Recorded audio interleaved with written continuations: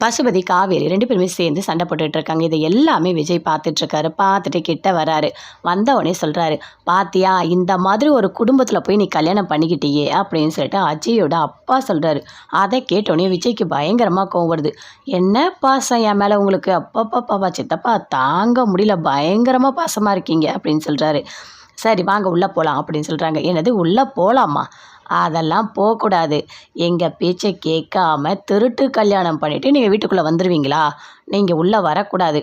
அஜய் பாவம், அவன் ஏதோ ஒரு சின்ன பையன், அவனை மன்னிக்கலாம். ஆனால் உங்களை மன்னிக்கவே முடியாது. நீங்கள் வீட்டுக்குள்ளே வரவே கூடாது. உங்களுக்கு உள்ளே வர அலவுடே இல்லை. அது மட்டும் இல்லை, உங்கள் சம்மந்தி பசுபதி கூட வீட்டுக்குள்ளே வரக்கூடாது" அப்படின்னு சொல்கிறாரு. அதை கேட்டவுடனே தாத்தாவும் சொல்கிறாரு, "ஆமாம், நான் எடுத்த முடிவு தான். கண்டிப்பாக நீங்கள் 2 பேருமே உள்ளே வரக்கூடாது" அப்படின்னு சொல்கிறாரு. அதை கேட்டவுடனே அஜயோட அப்பாவுக்கு பயங்கரமாக கோவம் வருது. "என்னது, நான் வீட்டுக்குள்ளே வரக்கூடாதா? பாத்தியாடி, பாத்தியா இங்கே என்ன நடக்குதுன்னு?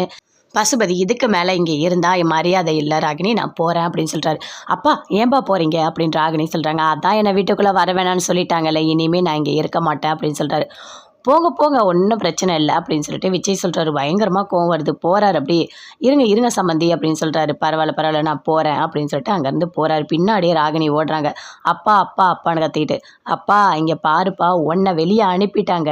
ஆனால் நான் உள்ளே போய் அவங்க எல்லாரும் உங்களை கூப்பிடுற மாதிரி நான் நடந்துக்கிறேன்ப்பா" அப்படின்னு சொல்கிறாங்க ராகினி. "சிறப்பாக செய்யுமா, போதும், சரியா, நான் வரேன்" அப்படின்னு சொல்லிட்டு பசுபதி அங்கேருந்து கிளம்பிட்டாரு.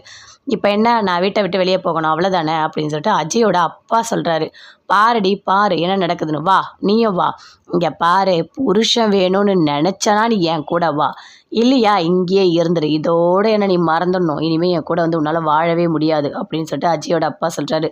அப்படியே அழறாங்க அவங்க சித்தி தேம்பி தேம்பி. "நான் போகிறேன்ப்பா, என்னை மன்னிச்சிடுங்கப்பா, அவர் தான் எனக்கு முக்கியம்" அப்படின்னு சொல்கிறாங்க. அப்படியே வராங்க. "நில்லுமா நில்லு" அப்படின்னு சொல்லிட்டு பாட்டி கையை பிடிச்சி இழுக்கிறாங்க. "இல்லைம்மா விடுங்கம்மா" அப்படின்னு சொல்கிறாங்க. காவேரியும் கையை பிடிச்சி இழுக்கிறாங்க. "இல்லை விடுங்க" அப்படின்னு சொல்லிட்டு போகிறாங்க. "சரி வாடி போகலாம்" அப்படின்னு சொல்லிட்டு 2 பேருமே சேர்ந்து போகிறாங்க. அஜய் கத்திகிட்டே போகிறாரு. "அப்பா, ஏன்ப்பா போகிறீங்க?" அப்படின்னு சொல்லிட்டு. "அதான் என்னை வீட்டுக்குள்ளே வர வேணாம்னு சொல்லிட்டாங்கல்ல, அதனால் நான் எதுக்காக வரணும்" அப்படின்னு சொல்கிறாரு. "அப்பா நானும் வரேன்." "அதெல்லாம் வேண்டாம், உன்னை தான் இங்கே இருக்க சொல்லியிருக்காங்களே, நீ இங்கேயே இரு, சரியா?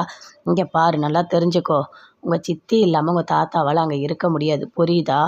எப்படியாவது நான் சீக்கிரமாக உள்ளே வந்துடுவேன். ஆனால் நீ உள்ளேயே இருந்து எல்லாமே பார்த்துக்கோ, சரியா? நான் போயிட்டு வரேன்" அப்படின்னு சொல்லிட்டு அஜயோட அப்பா அம்மா 2 பேருமே அங்கேருந்து போகிறாங்க. ராகினி வீட்டுக்குள்ளே வராங்க. வந்த உடனே பயங்கரமாக கோவம் வருது. அப்படியே கத்துறாங்க. "பார்த்தீங்களா, எங்கள் அப்பாவை அவமானப்படுத்தி அசிங்கப்படுத்தி அனுப்பியிருக்காங்க. இது எவ்வளோ பெரிய தப்பு. எனக்கு வர கோவத்துக்கு உங்களால் ஒன்றும் பண்ண முடியலல்ல" அப்படின்னு அஜய் கிட்ட சொல்கிறாங்க. "இங்கே பாரு ராகினி, இதுக்கு முன்னாடி கல்யாணமே பண்ணக்கூடாதுன்னாங்க. இப்போ நம்ம கல்யாணம் பண்ணிவிட்டு வீட்டுக்குள்ளேயே வந்துட்டோம். கொஞ்சம் பொறுமையாக இரு, உங்கள் அப்பாவை வர வைக்கலாம்" அப்படின்னு சொல்லிட்டுருக்காரு. அதுக்குள்ளே "நான் விடமாட்டேன் அப்படின்னு சொல்கிறாங்க. அங்கேருந்து காவேரி வராங்க. "இங்கே வா காவேரி, இங்கே வா" அப்படின்னு சொல்லிட்டு ராகினி கத்துறாங்க. காவேரி கிட்ட வராங்க.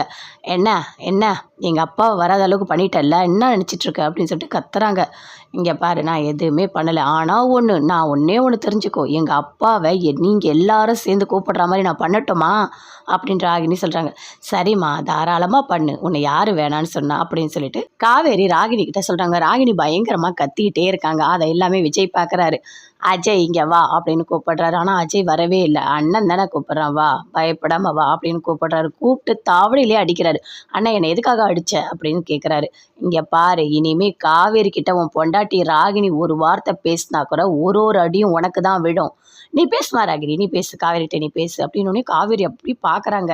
ராகினி எதுவுமே பேசல, உள்ளே போயிட்டாங்க. "பரவாயில்ல, உன் பொண்டாட்டிக்கு உன் மேலே கருணலாம் இருக்குது" அப்படின்னு சொல்லிட்டு இருக்காரு. "போ, இனிமே உன் பொண்டாட்டி காவேரி கிட்ட பேசினா உனக்கு தான் அடி, புரியுதா, போ" அப்படின்னு சொல்கிறாங்க. வந்து அஜய் உள்ளே போகிறாரு. ராகினி பயங்கர கோவமாக போகிறாங்க. அங்கேருந்து காவேரி கிட்ட வராங்க. "என்ன நல்லா ஹேண்டில் பண்ணனா?" அப்படின்னு கேட்குறாரு. "சூப்பர்" அப்படின்னு.